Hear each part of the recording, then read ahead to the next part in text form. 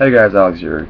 Just got home from Dragon Gate The Untouchables 2012, my very first Dragon Gate show I've seen live, and I had a ball during this show. And I'm just gonna go over my life thoughts of it, and I'll probably do a real review after I see it. I'm gonna watch it again on see how it came out on pay-per-view. But live, I had a great time watching the show. Pretty fun show.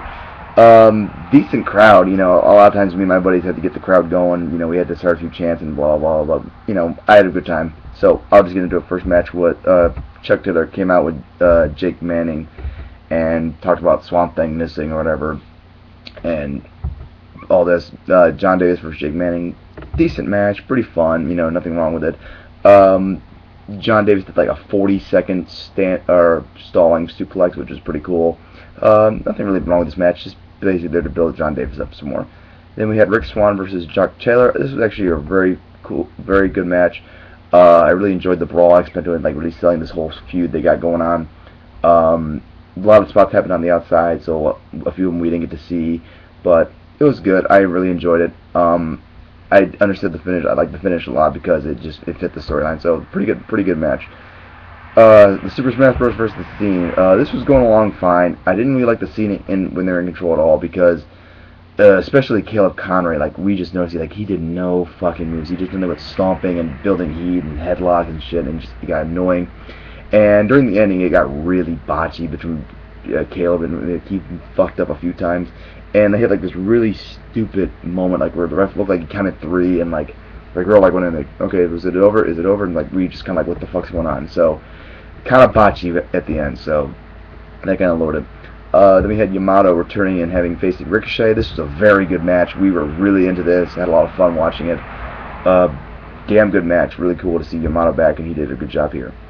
Then we had intermission. Came back with Arik Cannon and Pinkie Sanchez versus N8 Mattson and Ryze. 2 local guys, I think, because there was some people in the crowd that were cheering for them, so I think they were local dudes. This was just an okay match, nothing really special. We do think that Arik Cannon was stiffing one of the guys. I don't know who it was, but he fucked up a few times, or just didn't look like he was knowing what he was doing. And we think Arik Cannon stiffed him near the finish, so that was kind of cool. And then we had Masada come out and make his debut, and make his Dragon Gate USA debut, saying that they said oh, he's a member of the DUF, and he's like, I'm not joining the DUS, fuck you guys. And so it had Pinkie Sanchez versus Masada. This was really dull and boring. No one really gave a shit. It's supposed to be Masada's big debut, and he just kind of very slowly. The coolest part, when we went into the just tore him through the crowd, right through us, right by us. So that was kind of cool. But the crowd really didn't care, and it just was kind of flat and boring. Then we had the match of the night: CIMA and AR Fox versus Generico and Samuray Del Sol. This was an awesome match. This was just fucking insane. The ending of this match was great. The near falls were incredible.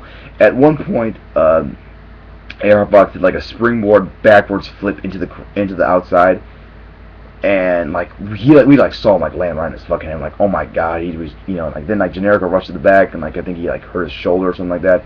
And we just what the fuck? And AR Fox needs to really calm down some of those spots. He's gonna really hurt himself one of these days. I love the guy, and I think he's very talented, but he's gonna fucking hurt himself. But good, really damn good match. I really love this. The crowd was really hot for this finish, and we were just really wondering how it was gonna end. And it, very, very good match. I love these two teams. Very good match though, and definitely worth. This match alone is worth watching. Then we had the main event, which is for the match for the Open the Freedom Gate Championship between Johnny Gargano and Akira Tozawa. This was a very good match as well. Really great actually. Love the storylines here, where Tozawa was targeting the back of Johnny Gargano's head. Johnny was working Tozawa's arm throughout the entire match, and they went back and forth. Really great stuff between these two guys. Very surprised at the outcome of Johnny Gargano winning and keeping the title. And then he gets on the mic and talks about hey, I'm gonna shoot straight with you guys. They offered me a new contract in the back, and I took it because he believes that independent wrestling is dying right now, and he's not going to abandon independent wrestling. He's going to keep here and make independent wrestling work. And just bravo for Johnny for sticking around. I'm kind of happy because as much as I want to see him in WWE and see him succeed, WWE has got so much fucking guys right now that they don't need another person just being there sitting around doing nothing. So good for Johnny Gargano for not abandoning Dragon Gate USA, especially right now he's the champion. They're giving him a huge push. So kudos to Johnny for that. But this show, I had a lot of fun. I think the undercard was kind of like especially like the DUF match, the Super Smash Bros, the Jon Davis match, they were kind of lacking, but you know the 4 matches that were going in expecting to be good were very good and really delivered. So I would highly recommend checking out the show. Just me personally, because I had a lot of fun watching it, being there live, and I will be checking out tomorrow night's show, and I'll probably do a review on that. All right, take care, guys. Bye.